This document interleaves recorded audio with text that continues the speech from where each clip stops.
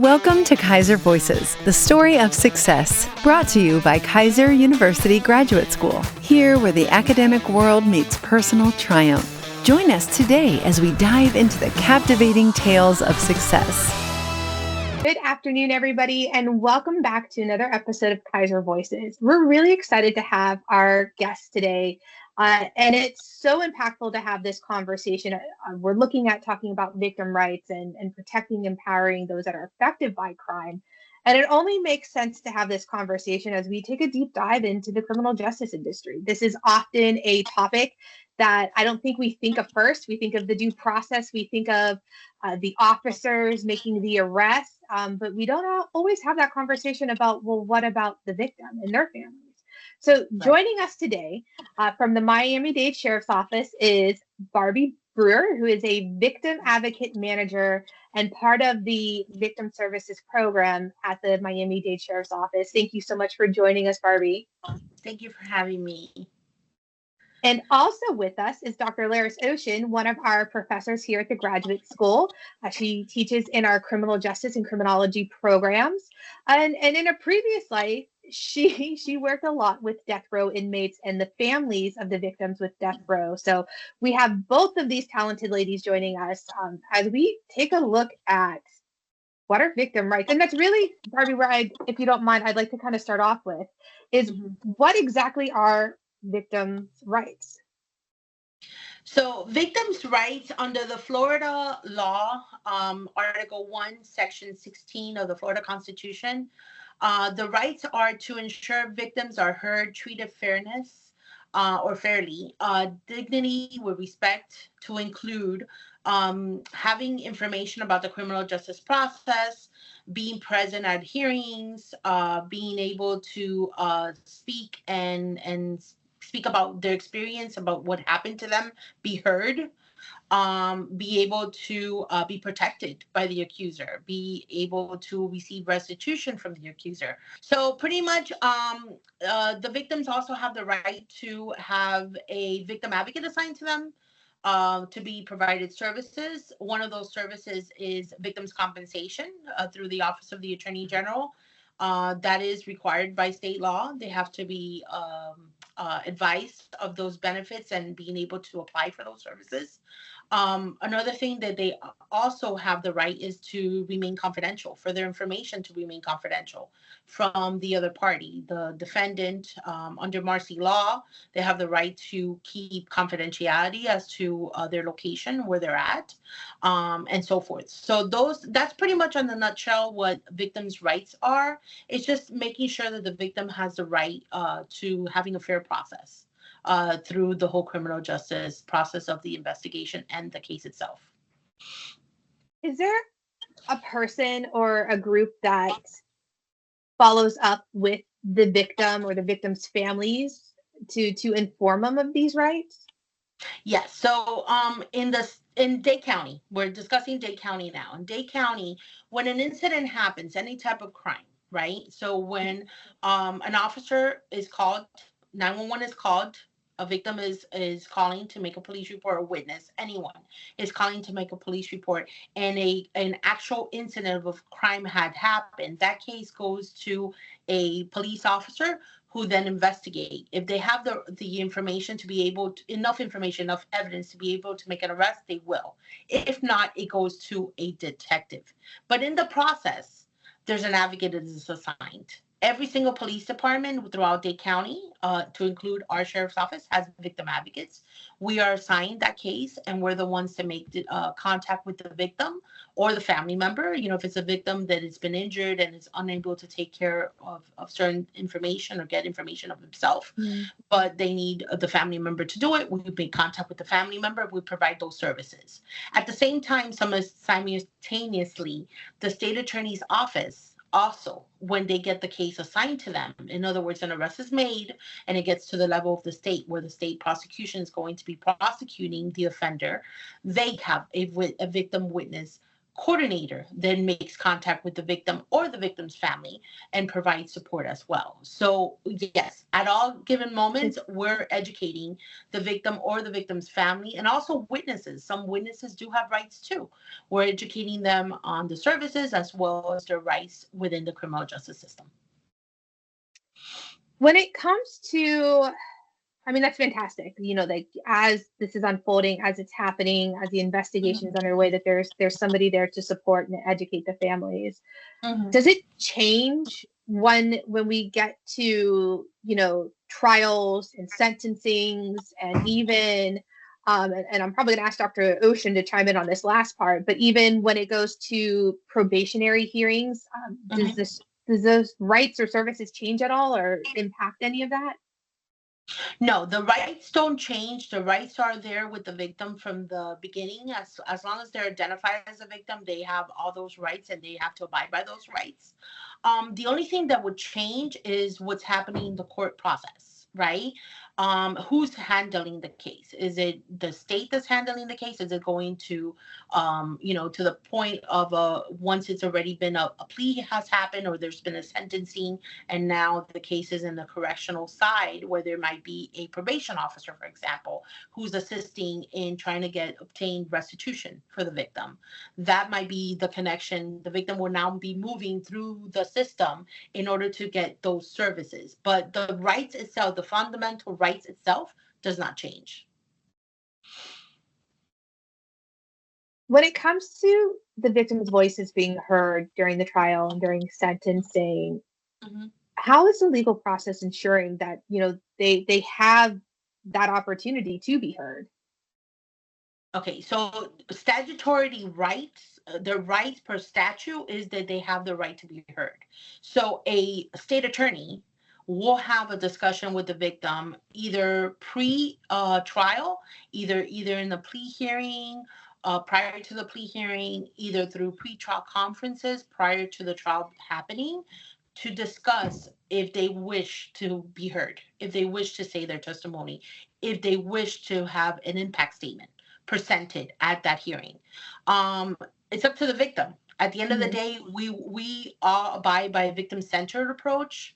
We go based on what the victim feels is right for them at that moment and how they want to proceed with their case, with their services that they want to get. It's all on the victim. So if the victim feels that they are ready, that they're able to do it, then we assist them in trying to establish that impact statement and be there to support them when they're doing the statement. Some victims don't want to do it. Some victims want a family member to do it. And that's fine. We adjust and we do what we can to try to assist and make sure that the victim is being well presented. And then, Dr. Ocean, if you don't mind, when we now have a criminal who has been convicted of a crime, so, we're no longer assuming the court has convicted them. When it comes to probation hearings, and even I know your background is with death sentencing, are the victim's voices still heard in both of those situations? Absolutely. The victims are the next of kin. They still have the rights to go ahead and be notified in advance notice of all the court proceedings, trials, sentencing, penalties, clemency hearings. Sometimes they already committed their crime and they're just applying for clemency. All these steps are required to notify the victim or the next of kin, even during clemency applications for those individuals who have lost their rights and they want clemency for whatever reason. We definitely have to search and it's probably occurred many years ago, but we still are responsible to go ahead and do our research and do our due diligence to find the next of kin or the family members so they could be notified that they're even asking for clemency at this time, to notify to see if they have any word objections or they agree. We've had victims where they could say, hey, this happened a long time ago. They did their time. I'm okay. They could go ahead and I prove that they go and get their clemency. And we still have other victims that says, hey, I strongly disagree. All the pain that they cost me and my family. So we just make sure that they're still included. And then we also have victims that says, don't ever call me back again, because maybe, it's a little trigger. Maybe they don't want to relive that. Maybe they want to put in the past. They don't want to hear this again. And I've encountered that during death row cases where we have to make sure that we notify the victim too, because we don't know how they feel. And we won't know until we make contact with them. So we do have victims who are still hurt, and although it happened 30 years ago, they're still in pain as if it happened just now. And sometimes I say, absolutely, I want to go and be a witness into the execution, because they probably have like a closure being present for that execution. Some are, don't ever call me again. I put this past, don't call me again. But due to the fact that it's still the right, it is our due diligence of the state to go ahead and contact them and notify them. And then we just make a note that we did make contact and they decided not to proceed, or that they disagreed to be contacted again in the near future. Well, that makes perfect sense, that they're kept up to date, everything. They're just as much notified. And I think that's so important to people when they're healing or trying to come to terms with what happened either to them or to their families. But when we take a look at criminal justice approaches and restorative justice, what are the differences between them, and how can they still benefit the victim? So traditional criminal justice approaches in Florida are punitive and offender focused, seeking justice through prosecution, conviction, and punishment. What that means is, while victims have the rights and the system primary objective in legal accountability for the offender, restorative justice, on the other hand, focuses on the harm caused to victims and communities. So yes, even though a victim has rights and they have a right to be heard and right to be, part of the case and so forth, there's still traditionally the actual system approaches is really for the offender. So I think that there's more programs and community initiatives that are trying to assist offenders more than victims, but we are definitely trying to recognize therapeutic values to victims. No, and I'm glad you said that, because that kind of leads me to my next question, and for both of you. There's always room to improve. It's a personal thing that I live by. Like, you can always grow. There's always more knowledge to be gained. Like, learning never stops. And it's something that we try to teach our students too. Are there opportunities to provide better support services, whether it be emotionally or psychologically, through the legal process, and even in general with some of the support services that victims already are receiving? Yeah, I mean, there's always room for improvement, and definitely a way to try to enhance services. I mean, funding is definitely a number one issue that we have. We always need more funding to try to branch out, either through CBOs or through, government agencies. But yeah, definitely trying to, focus on trauma. That's a big thing, making, any type of advancements with trauma-informed care for victims is definitely something that could be improved. Streamlining communications between the state offices as well as the police departments with victims is another stuff that could be improved. And definitely funding, trying to get more victim services program, relocation services to be able to relocate victims that are in fear of some of the violent offender, domestic violence victims, for example. There's a lack of funding regarding services for relocation programs for victims of domestic violence. So anything that we could do to try to enhance service and social services specifically for victims of crime is definitely something that we can improve overall. Absolutely. And I totally agree with that. And if I may add, also just victim awareness, just because there's information out there, there are some victims that may not report the crime, right? And so I think it's very important that we target all those who actually do report the crime. And there's for many reasons that a lot of victims may not report the crime, either out of fear, language barrier, immigration status. And as we speak, they're probably being victimized, and nobody would ever know about it, right? So the services may not go directly to them, or they may not know where to seek for that information. So I strongly would say that bringing victim awareness services a little bit more out there, whether it's in school and colleges, or just provide a little bit more information on it, where to seek these services, where are these services located, would probably reach a lot more victims. And maybe they don't have to wait so long in order to get these services, that maybe they wait for so long. By the time they get the services, so much trauma and damage may have already transpired during that time. So I strongly think that maybe with especially with all the technology and social media awareness, right? I think it should be a little bit more out there for all this information services to be available for at least not to look so hard on the internet and trying to see where are these services, right? But I strongly agree that we should definitely have some victim awareness and enhance in that area. Yeah, proactive, being proactive, education is definitely key to making sure that everybody out there, including those that don't understand language, that have language barriers or so forth, could also understand that there is help out there. There is. No, and I think that's so important, like everything that you guys have said, but especially just knowing that it's there for you, that there are services. Unfortunately, we don't have the exact data. I know of multiple counties that do provide victim services. I had the opportunity to intern with one, so I'm very familiar with some of the ones out of the state of Pennsylvania. But I think, hopefully this conversation is a good step in that direction to make it more well known for people, so they know that they have rights, that they know that they have support, because I'm sure the court processes and having to relive what happened to them through the court processes, which, I mean, it's the case, everything's going to come up. I mean, it cannot be easy for an individual who is suffering, for various reasons. My final question for you, ladies, because I don't want to take up too much of your time, and this has been very enlightening. How do the rights of victims and their needs, how does it contribute to their healing?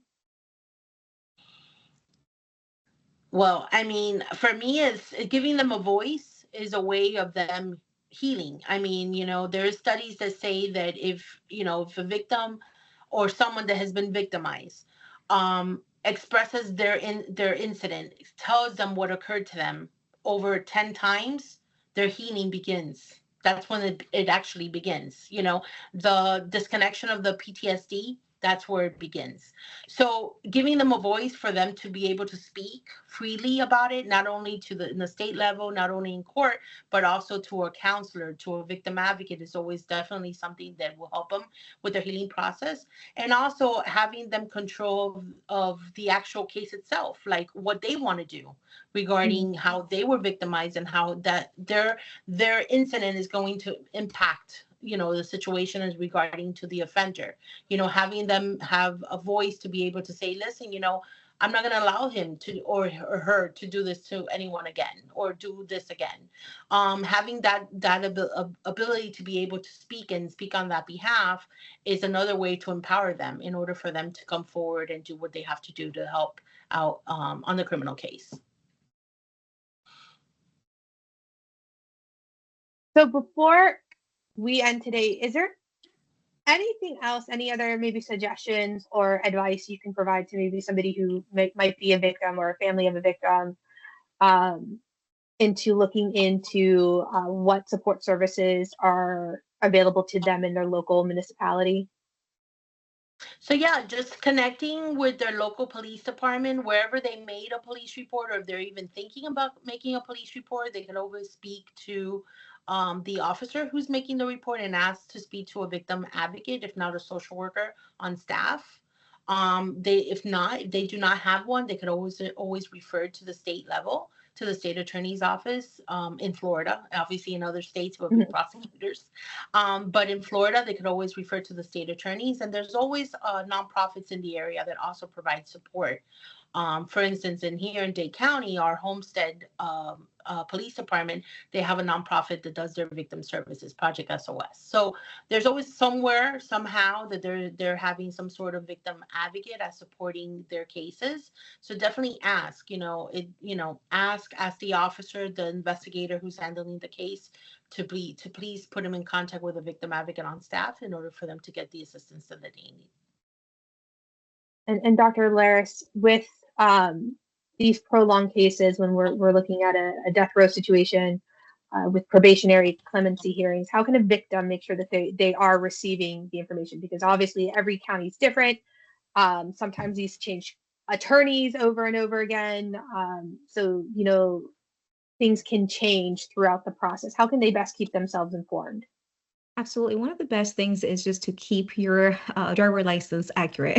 That's how we're able to look for the victims or the next of kin. So we have to do a very thorough investigation. Mind you, when it comes to death row cases, it takes very, very long for execution to actually occur. So it's been like 25, 20 years, 30 years, and people's lives change and they move from state to state. So the easiest way and the fastest way to locate the next of kin or victims is we do run them through their driver license. So one of the best advice I give states, please keep that driver license up to date with the current address, because we're able to either send notifications, mail.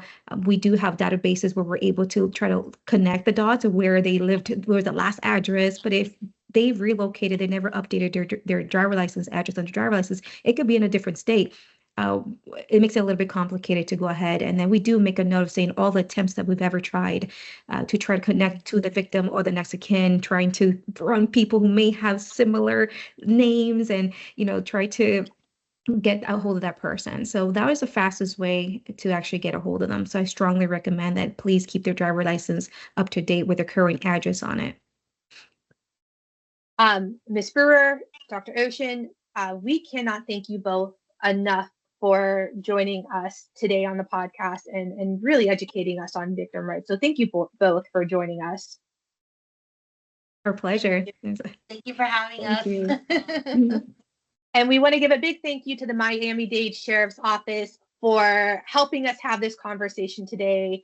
And if you're interested in learning more about victims' rights, about the services that the Miami-Dade Sheriff's Office does provide, please be sure to check out their website. We're going to include a link below in this conversation because it might help you know what you're looking for to be able to identify what services are in your area where you are from. So thank you all, and we hope to catch you on the next one.